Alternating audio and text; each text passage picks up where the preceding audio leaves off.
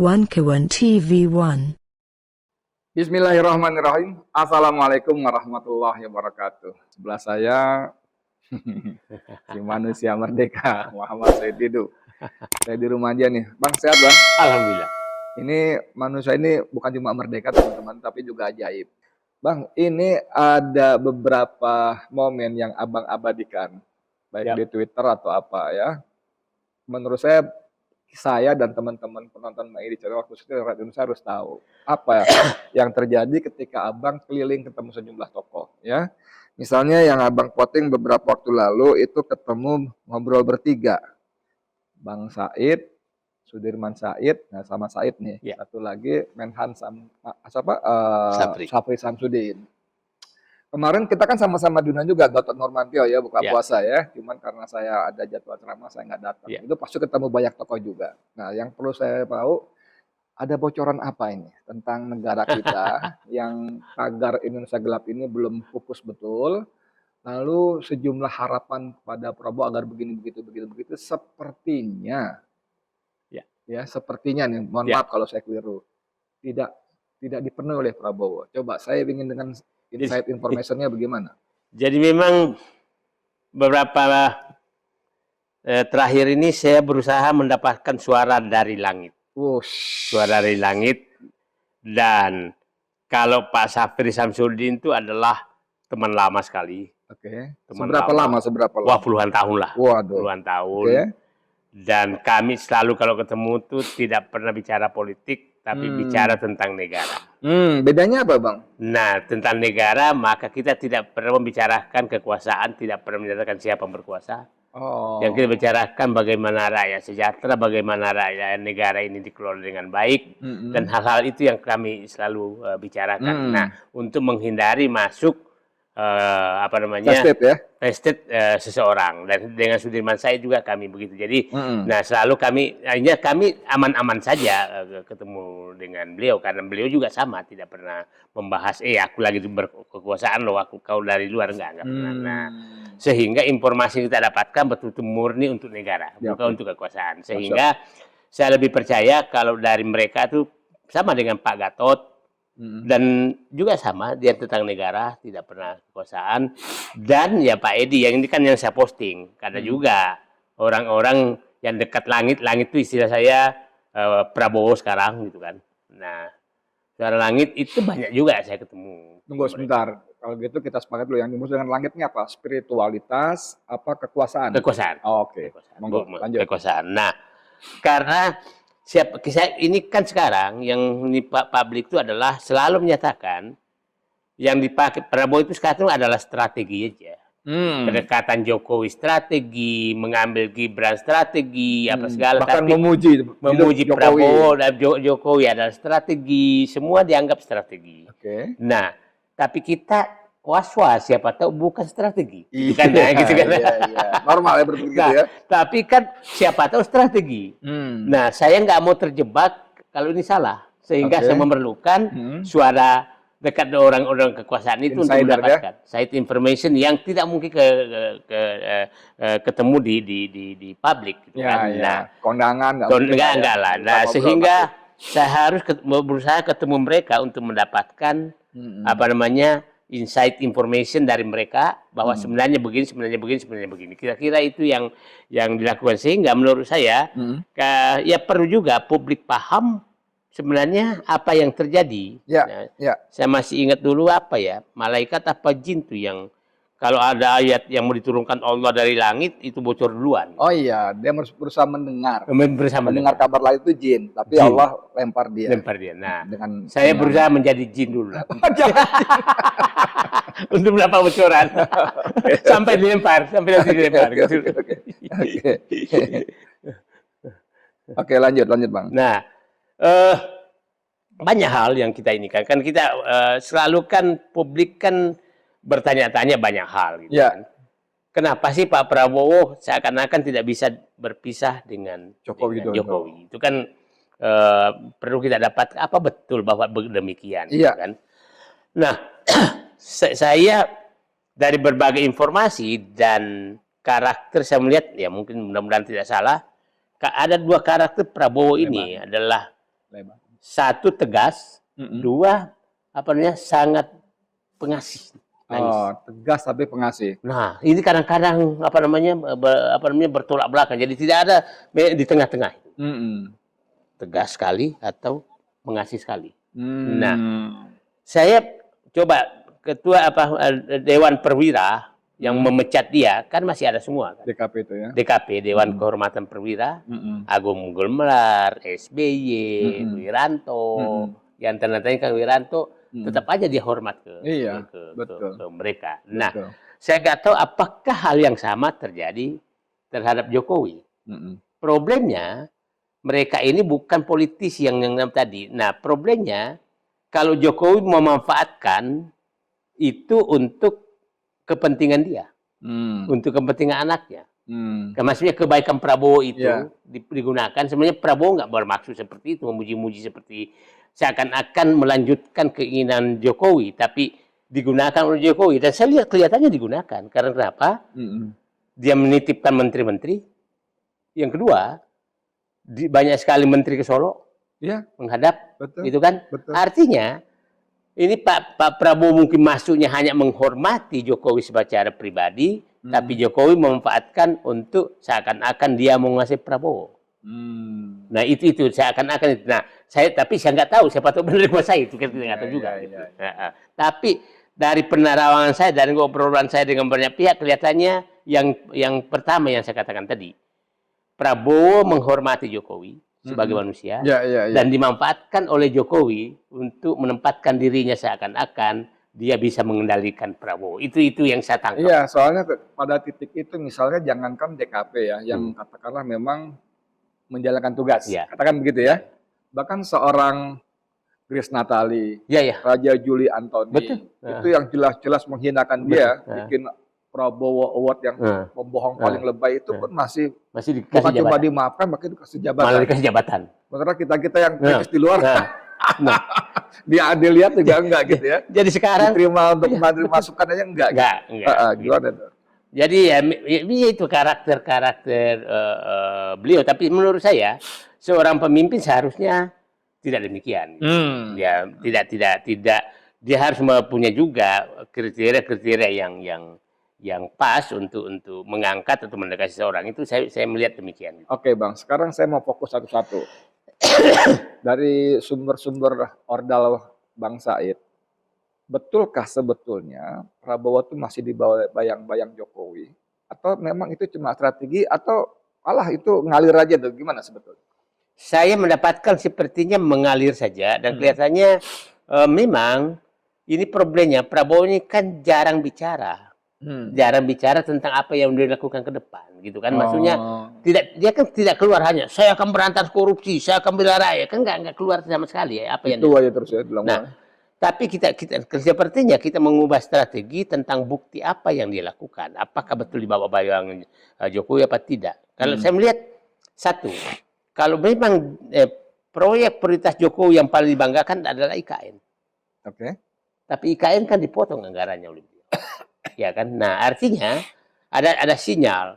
Terus yang kedua, proyek hadiah Jokowi kepada konglomerat yaitu PSN PIK 2, Rempang, Surabaya, BSD dicabut semua sama dia.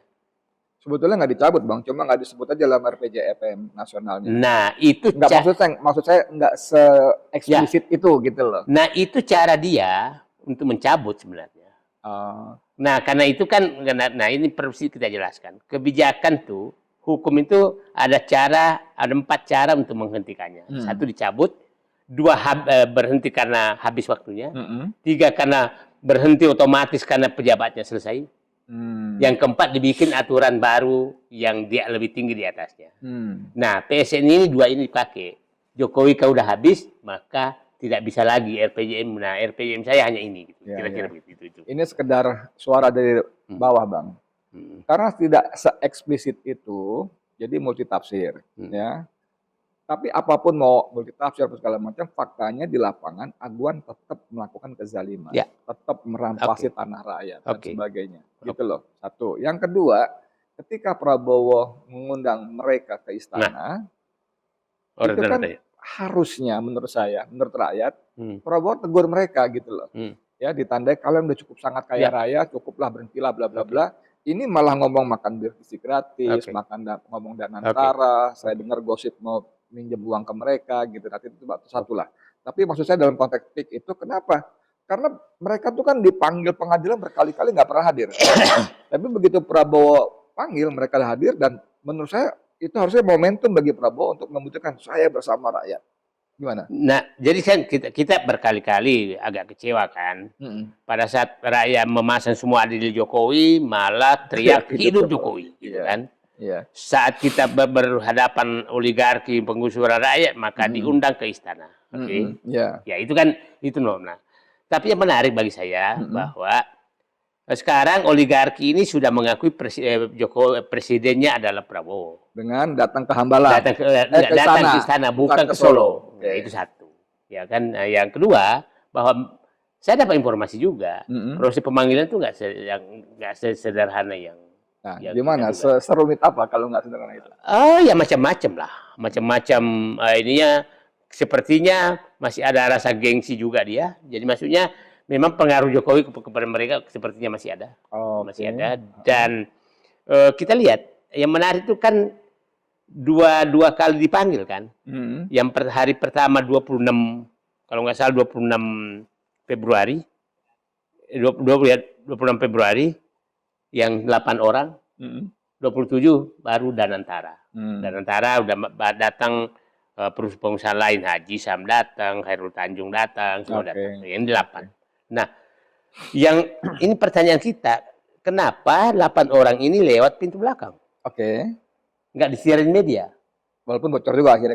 Dibocorkan sendiri oleh Setnek, gitu kan? Yang lain lewat pintu depan. Nah, yang bagi kita yang biasa di dalam birokrasi, dua kemungkinan, orang ini mau dimarahin atau orang ini mau kong kali kong. Itu yang kemungkinan yang terjadi kan. Saya mendapatkan informasi bahwa bukan kong kali kong. Bukan kong kali kong. Nah, jadi berarti yang kedua dong, dimarahin dong. Nah, kira-kira itu yang terjadi sehingga ini tidak terbuka. Mungkin juga hasil negosiasi mereka antara mereka oleh Pak. Kalau kami mau dimarahin janganlah di depan umum gitu kan. Nah kong kali kong juga begitu dan kelihatannya kong kali kong nggak terjadi. Jadi kelihatannya yang ke-8 konglomerat itu kelihatannya oligarki itu kelihatannya agak ditegur lah sepertinya ditegur sama presiden. Kamu sudah keterlaluan terhadap bangsa ini, kira-kira begitu. Iya. Bang, soal ditegur tadi ternyata sedikit kalau dari Bang Said tadi bukan terkait PSN, PIK 2, tapi soal apalah gitu. Nah, saya dengar bocoran apalahnya itu adalah misalnya saya dengar bahwa dengan kondisi keuangan negara yang morat-morit, itu Prabowo minta mereka berkontribusi, meminjamkan uang, bukan minta, meminjamkan uang kepada negara mungkin 10 miliar atau berapa miliar dolar gitu, tapi mereka menolak. Itu gimana? Pertama, apakah itu benar? Kedua, apakah jumlahnya 10 miliar atau bagaimana? Saya melihat bahwa memang ini Pak Prabowo di awal pemerintah ini kan betul-betul konsentrasi untuk mencari penyelesaian masalah-masalah yang tinggal oleh Jokowi.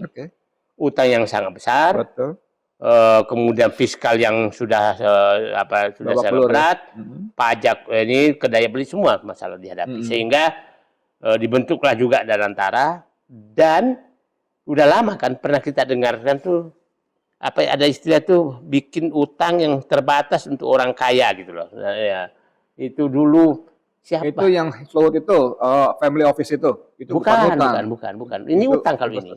Jadi bon negara. Bon negara dan memang diharapkan orang-orang yang kaya yang membeli gitu kan. Nah saya dengar juga sepertinya itu ditawarkan nggak disambut dengan baik. Maksudnya menolak ya? Menolak. Orang Bugis bisa sopan juga menolak gitu. Banyak menyatakan saya nggak punya uang. Kalau saya dulu bilang punya uang, jangan percaya. Kalau mereka menyatakan tidak punya uang, jangan percaya juga. Jangan percaya juga. Bang, kalau betul gosip yang abang bilang, sorry ya saya bilang gosip ya, kan saya nggak tahu harus mengkonfirmasi ke siapa. Abang juga orang luar kan, nggak tahu. Kalau betul mereka menolak, kok seberani itu mereka ya? Nah, saya pikir begini, ini kan itu kan presiden yang minta itu. Begini, ini kan mereka udah paham bahwa di Indonesia ini tidak pernah ada pemimpin yang tegas. Oke. Nah, yang tegas sehingga udahlah tolak aja dulu, nanti juga ke kita kok. Nah, jadi saya pikir anekdot yang terjadi bahwa mereka justru tidak pernah takut siapapun presidennya, yang penting masih manusia. Yang paling takut itu kalau presiden Indonesia monyet. Karena monyet nggak bisa disogok.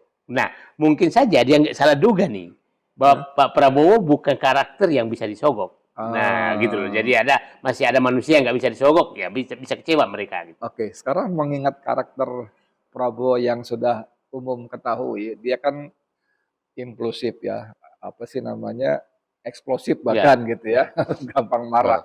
Kalau betul para oligarki itu menolak, apa Prabowo nggak marah saat itu? Mungkin gebrak meja atau apa gitu, ada bocoran nggak? Saya tidak eksplisit seperti itu, tapi saya yakin marahnya dia mungkin, ini bahayanya, karena marahnya presiden itu bisa memerintahkan institusi-institusinya untuk melakukan sesuatu. Dan kita lihat sekarang,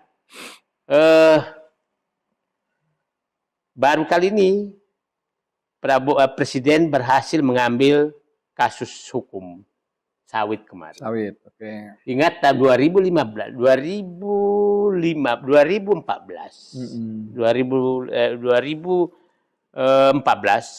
itu DL Sitorus yang sudah inkrah 41.000 di Sumatera Utara tidak pernah bisa diambil. Dieksekusi karena preman semua di dalam. Preman menguasai kebun-kebun itu, dan Pemda siapapun nggak setuju kalau itu diambil alih negara karena bagi-baginya susah. Nah, saya lihat Pak Prabowo ini ingin menunjukkan lu macam-macam, ini kan disentuh, ini enggak oligarki nih, sawit ini, oligarki yang disentuh ini. Nah, maksud saya mungkin saja kemarahan itu karena hanya beberapa hari setelah terima itu dia perintahkan loh ambil alih 221.000 hektar, dan saya dengar ini akan segera. Nah, bayangkan, Aed, kita punya sawit itu hanya 17,5 juta hektar lah. Yang ilegal tuh 5 juta hektar. Dari jumlah itu? Dari jumlah itu. 30% ilegal. 30%. Nah, ini kan menurut saya Prabowo menunjukkan, lu nggak bisa main mari sama dua, kalau presiden sebelumnya mungkin bisa Anda negosiasi. Ingat, Pak Edi, waktu awal-awal pertama Presiden Jokowi, dia menyatakan ada kasus pelanggaran hutan, HPH, yang melanggar lingkungan yang dendanya sekian puluh triliun. Iya, tuntutannya itu Sinarmas Group. Ya, tapi apa yang terjadi? Kasus itu hilang. Masuk pengadilan divonis 7 miliar. Nah, dan apa yang terjadi? Langsung itu akrablah putra putri Jokowi dengan Sinarmas. Dapat bisnis. Estoger 75 miliar. Ya, 5 juta dolar. Terus si CEO-nya Sinarmas malah menjadi dubes dan sebagainya. Jadi one team press segala macam waktu itu. Jadi mungkin mereka masih berharap, oh ini masih sama dengan Jokowi, nanti kita negosiasi lagi lah. Ternyata dia buktikan berapa hari setelah ketemu itu. Jadi mungkin marahnya itu dia tunjukkan, gua marah benar. Gua sentuh loh kalian. Nah, tunggu aja lagi yang sekian juta hektar lagi aku akan ambil. Dan asal publik tahu, ini memang hanya tentara yang bisa masuk kalau ngambil ini. Oh iya, ngomong masuk soal tentara, Bang ya. Ini kan RUU revisi Undang-Undang TNI ini kan banyak diprotes. Karena menggelar karpet sangat merah kepada TNI. Dua fungsinya lebih-lebih pada zaman Pak Harto yang dulu diprotes orang-orang. Ya, bahkan kemarin belum lama mengundang sejumlah ahli dari institusi keuangan global mendidik para kolonel untuk soal bisnis. Yang ditengarai nanti mereka akan mendapatkan posisi-posisi bisnis. Itu gimana Bang menerjemahkannya? Saya melihat begini. Karena saya baca itu, sebenarnya Undang-Undang ini ada 3 hal yang diproses bersama. 1, tempat yang bermewah-mewah. 2, dilakukan tertutup. Oh, revisi TNI ya. 3 adalah substansi.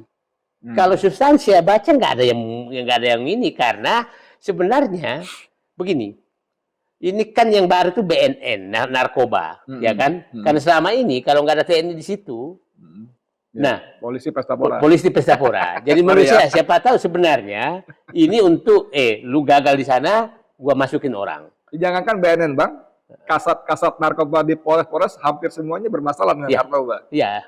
Nah, jadi maksud saya, siapa tahu itu tujuannya itu karena, nah, kalau kan yang lain kan Jaksa Agung memang ada, Kejaksaan Agung ada kok, Jaksa Agung militer gitu kan. Kalau naik. Jadi saya lihat sih kelihatannya nggak kalau substansi ini campur aduk antara bermewah-mewah tertutup gitu loh. Okay. Nah, tapi nggak apa-apa, protes rakyat bagus karena saya dengar nanti protesnya kalau polisi undang-undangnya maju ya preteli juga dong kayak TNI gitu loh. Ya. Ada yang menduga bahwa berbagai keistimewaan yang coba diberikan Prabowo ke TNI ini adalah untuk, nah ini untuk yang menarik nih Pak, untuk menggerus atau menandingi posisi Polri yang sudah sangat istimewa pada zaman Jokowi. Abang melihatnya bagaimana? Saya melihat karena begini, saya nggak tahu, tapi ya saya juga sesalkan presiden, kan dia presiden. Dia cepat sekali untuk melakukan di TNI. BIN, BAI, apa segala gitu kan. Tapi kok nggak berani ke polisi gitu kan. Kecuali dia panglima TNI gitu loh. Nah, jadi menurut saya orang semakin ini loh memang polisi kuat banget ya. Presiden aja takut. Nah, gitu loh. Itu yang harus diingat. Nah, sehingga polisi juga dibawa merasa emang presiden aja nggak berani negur saya kok. Nah, itu bahaya. Karena justru bukan memperkuat TNI, memperkuat polisi bahwa dia nggak bisa disentuh oleh presiden. Nah, seharusnya sentuh juga dong. Itu, ya? Image itu harusnya bisa disentuh juga dong. Tapi saya dapat informasi sekarang ya seperti gini. Nah, pasti Pak Bung Edi lihat yang mendampingi Menteri BUMN menerima kebun sawit di Kejaksaan Agung itu Menhan. Orang publik bisa tahu, nggak tahu kenapa Menhan di situ. Padahal itu kasus hukum ya, harusnya polisi ya. Harusnya polisi. Nah, ingat Menhan itu ketua harian Dewan Ketahanan Nasional, Dewan Pertahanan Nasional.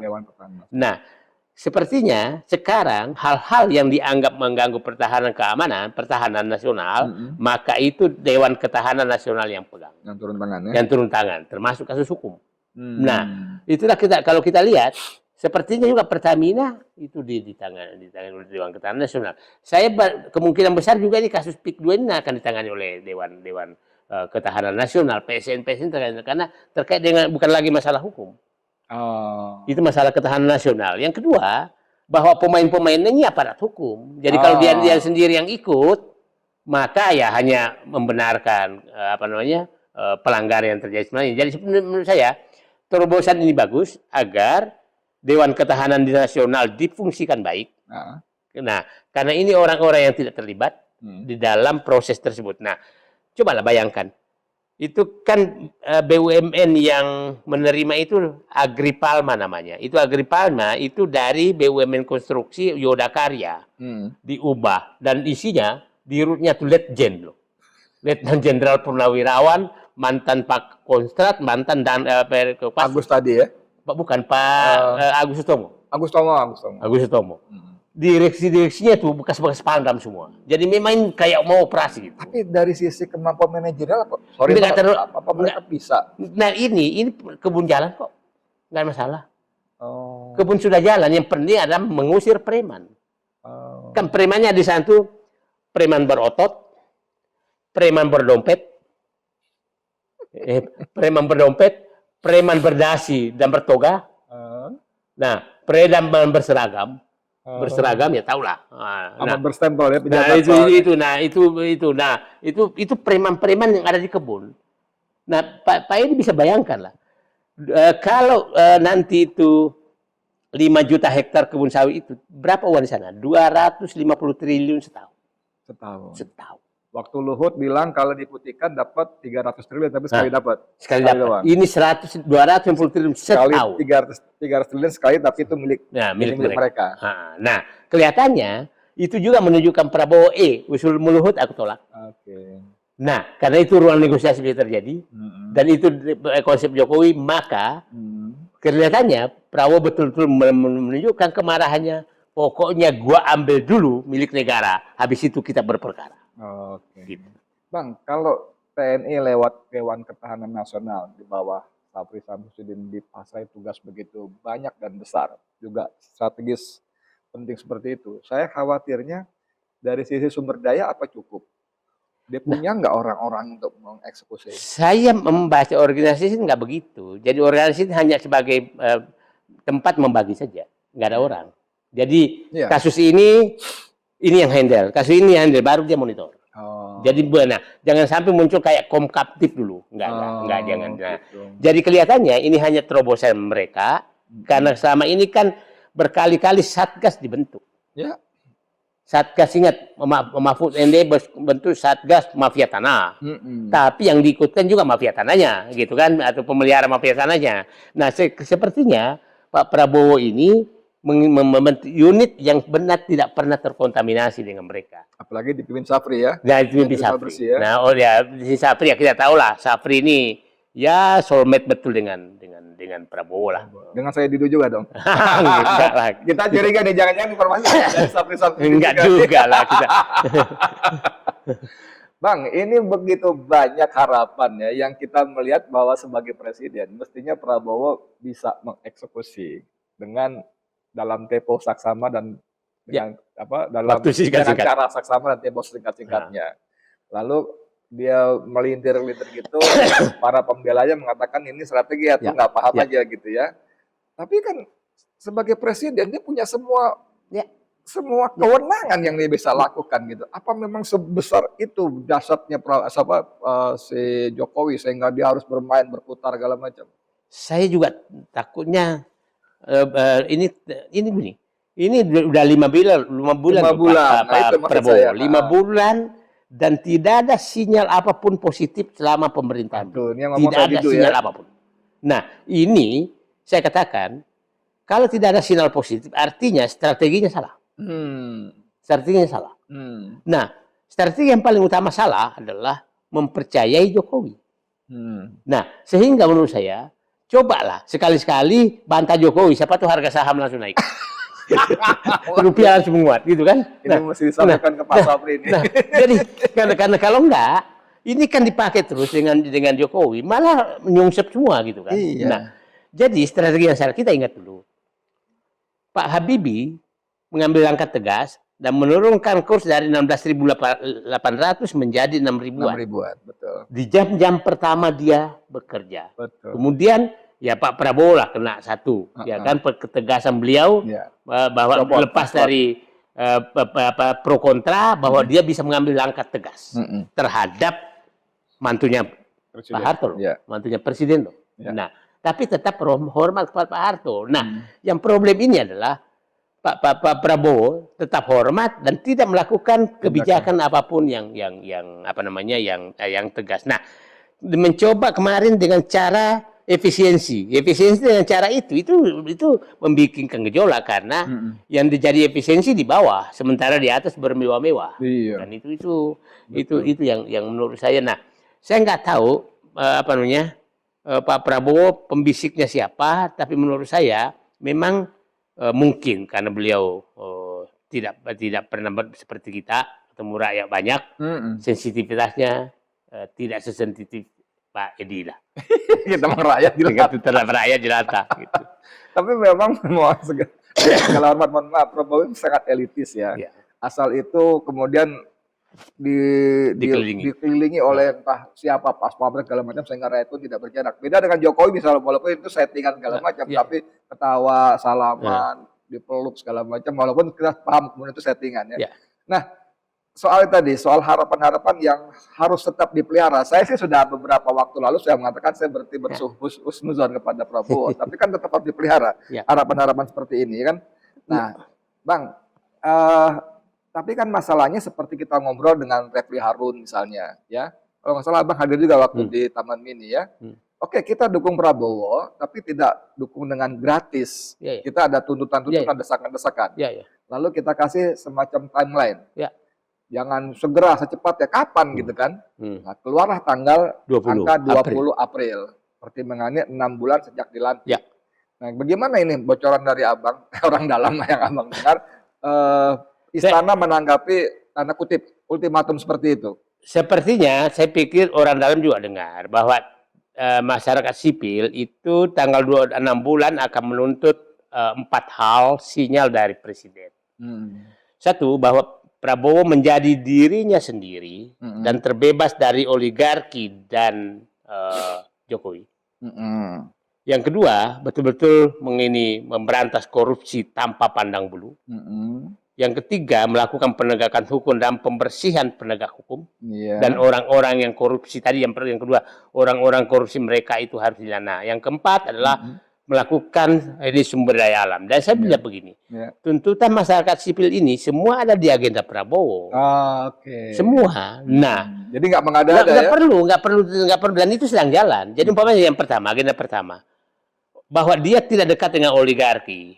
Dia tidak dekat dengan ini. Nggak usah secara pribadinya, tapi buat kebijakan bahwa saya menjadi diriku. Nah, bisa nggak tegas? PSN aku cabut, walaupun saya tidak tahu. Nah, itu kan sinyal ini. Ada eksplisit. Ada eksplisit, gitu. Ada eksplisit. Nah, walaupun saya sudah dapat dari dalam bahwa memang berkali-kali beliau menyatakan ke pertemuan tertutup, mana boleh PSN untuk komersil, nggak boleh itu. Nah itu tapi kan tertutup, nggak pernah kita dengar, gitu kan. Nah tertutup, harusnya sekali terbuka. Nah jadi maksud saya tuntutan masyarakat sipil ini adalah Pak Presiden Prabowo terbuka menyatakan, aku diriku, aku bukan di bawah kendali oligarki, aku bukan di bawah kendali Jokowi dalam bentuk kebijakan. Nah umpamanya begini, contoh. Ya banyak lah bahwa dia bisa dilepas dari Jokowi. Tunjukkan aja.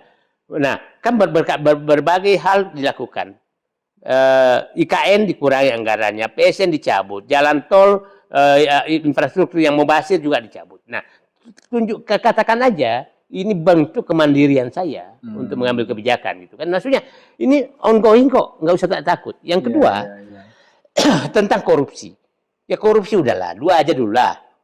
Pagar laut tuntut habis-habisan yang menjadi sorotan. Yang kedua Pertamina, buka semua siapa yang terlibat. Karena saya udah pernah lihat yang terlibat tuh ya memang sekarang nih hanya pavilion aja yang disentuh. Oke, sebentar mumpung masuk ke sini. Betul nggak gosip yang beredar di media sosial di grup-grup WA itu tentang permainan si kumis, tentang ketemu jam 11 malam segala macam. Ini kan teman Orel Abang kan antara Sudirman Said nih yang banyak dengar tuh gitu. Itu gimana, betul nggak? Sangat sampai segitunya gitu. Kalau Abang bilang ini kan yang dicolek cuma papanya aja, rumah utamanya enggak gitu. Gimana? Sangat susah dibantah bahwa itu terjadi negosiasi itu. Sangat susah dibantah. Ngapain datang ke sana? Kalau orang yang tidak salah nggak mungkin datang ke sana. Buat apa? Itu kan membuat dirinya dicurigai. Gitu. Nah, yang kedua yang saya katakan Pertamina nggak mungkin bahwa itu hanya di anak perusahaan. Nggak mungkin.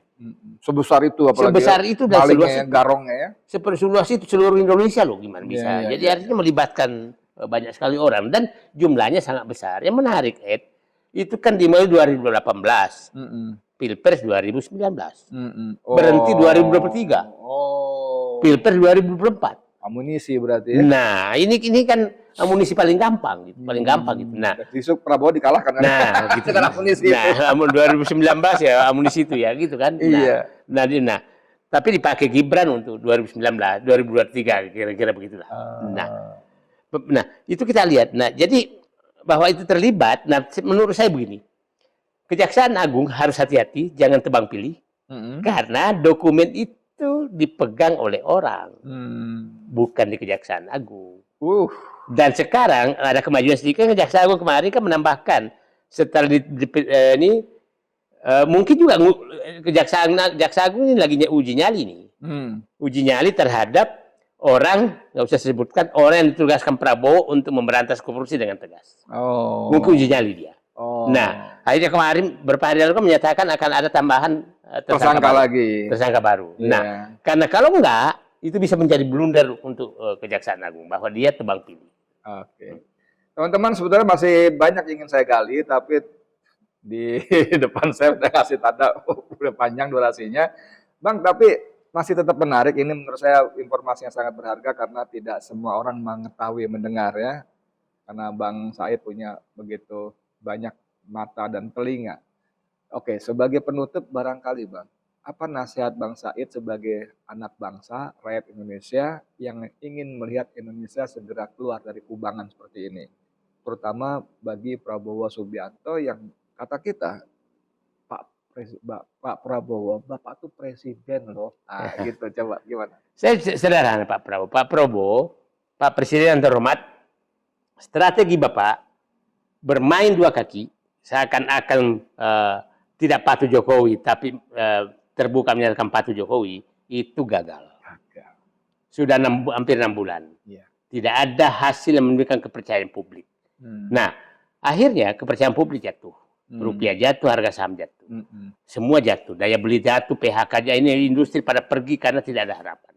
Nah, kenapa gantilah sekarang dengan strategi baru. Hitam putih. Menunjukkan dirinya, aku Prabowo Subianto, Presiden Republik Indonesia yang menjalankan tugasku tanpa ikut-ikut lagi yang lain. Oke, nah yang menarik kemarin, saya masih, siapa tahu ini yang udah tanda nih. Saya nunggu kemarin pada peresmian smelter emasnya. Mas ya. Saya tunggu Jokowi datang. Tidak datang. Ternyata tidak datang. Siapa tahu sudah ada perubahan. Sudah ada perubahan, ya udahlah. Karena begini, semakin lama dekat Jokowi, publik semakin nggak percaya. Begini, coba bayangkan. Investor pasti nggak percaya kalau Jokowi ikut-ikutan. Erick Thohir nggak ikut-ikutan. Kenapa? Bahlil ikut-ikutan. Masih ada tuh dari. Ya, Airlangga ikut-ikutan. Zulkifli Hasan ikut-ikutan. Menteri Pemuda Olahraga ikut-ikutan. Pasti orang nggak apa menyatakan, aku mau berantas korupsi, aku mau pemerintahan bersih. Nggak percaya. Sebelahnya. Karena di sekitarnya Bapak masih percaya terus itu. Nah, strategi ini salah. Ya. Kelihatannya strategi beliau misalkan, ya saya pakai aja deh, siapa tahu dia sadar. Nggak bisa. Itu sama dengan menutupi kesalahan mereka. Jadi menurut saya, sekarang Pak Prabowo menghadapi 20 April, tunjukkan bahwa Bapak memang Presiden Republik Indonesia yang betul-betul berjalan dengan caranya.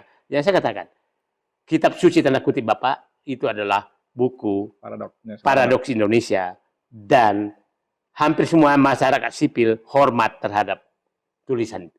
Nah, jadi kalau Bapak mau sekarang, yang problem sekarang adalah timbul istilah begini, yang diajak juru maki jadi penguasa, yang membantu pemikiran disingkirkan. Itu yang terjadi sekarang. Nah, ini bahaya buat. Jadi juri maki itu ya dari PSI, Hasan Nasbi, Ketua Komunikasi Kantor Presiden. Gila, kan? Jadi sekarang tersingkirlah orang yang membantu pemikiran, tapi orang-orang yang memaki-maki itu yang dikasih karpet merah. Nah, itu menurut saya Pak Prabowo 20 April akhiri juga itu. Bang, sedikit lagi, saya sebelum mau selesai, tapi karena Bang nyinggung soal Indonesia Paradoks 2030 Indonesia bubar, Dr. Tifa itu mengatakan bahwa bisa sangat jadi para garong besar nasional ini sudah baca itu akan bubar. Jadi sebelum Indonesia benar bubar, mereka betul-betul pesta pora menjarah sana sini gitu. Ya, saya membaca juga itu, karena hampir yang dilakukan sekarang itu kan sejak Jokowi ini kan adalah merampas semua tanah. Jadi setelah tanah itu dirampas semua, maka bubar Indonesia udah miliki. Jadi nah itu saya pikir. Jadi bukan saham loh mereka, tanah. Tanah dan uang cash. Ya, uang cash. Satu lagi benar-benar Bang, kalau Bang Said sarankan Prabowo untuk hitam putih, berhenti, ganti strategi yang dua kaki yang nggak berhasil itu, pasti kan mereka Jokowi dan para oligarki melakukan perlawanan. Nah, gimana antisipasinya? Begini, perlawanan mereka, dia mungkin kemarin coba itu. Dengan saham yang terjun. Tapi ternyata nggak sebesar itu. Jadi maksud saya begini, biarkan aja kita berhadapan sekalian. Dan beginilah, kalau ada kaki kena ini, maka diamputasi aja. Supaya sehat yang lain. Daripada dia tinggal terus, karena dia penyakit. Begini Ed, orang ini menjadi penyakit terus selama ini, karena selalu diampuni. Dan dimaklumi. Saya ceritalah, Reza Khalid. Kan setiap ini, ya saya paham betul, mulai Orde Baru, semua presiden bisa Nah, ini hari ini harus diakhiri. Dan saya bilang, Pak Prabowo mungkin dari 7 presiden sebelumnya, Bapak jadi presiden yang tidak ada ruang pengampunan terhadap perampokan negara. Itu jadilah Karena pesta pora memang harus berakhir ya. Sudah terlalu panjang ya. Oke teman-teman sekalian, luar biasa sekali. Dan saya kira ini satu informasi yang sangat berharga. Sepertinya kalau nggak saya salah, ini belum ke yang lain. Kalau Bang saya sudah ke Refli Harun kayak Subhan Arif, selesai kita. Enggak, ini banyak hal yang saya lagi muter-muter lagi cari informasi. Karena saya harus tahu semua. Selama ini kok si ada yang nggak berkuasa, si B berkuasa, si berkuasa. Apakah faktanya betul berkuasa? Itu itu menarik memang. Nanti kita bahas lagi. Yang penting satu hal, sebagai seorang yang beragama, khususnya muslim yang mukmin, kita tetap menjalin komunikasi dengan Allah ya, Zat yang maha kuat, maha perkasa, maha berkuasa. Makanya tadi sebelum kita diskusi pun Bang Said baca Quran dulu lagi ya. Itu penting benar ya. Kita mohon ampun pada Allah atas dosa kita, dan kita mohon Allah membantu kita menyelamatkan Indonesia. Amin wa amin. Saya Dimulyadi untuk FNN, untuk Indonesia lebih baik. Assalamualaikum warahmatullahi wabarakatuh. Waalaikumsalam.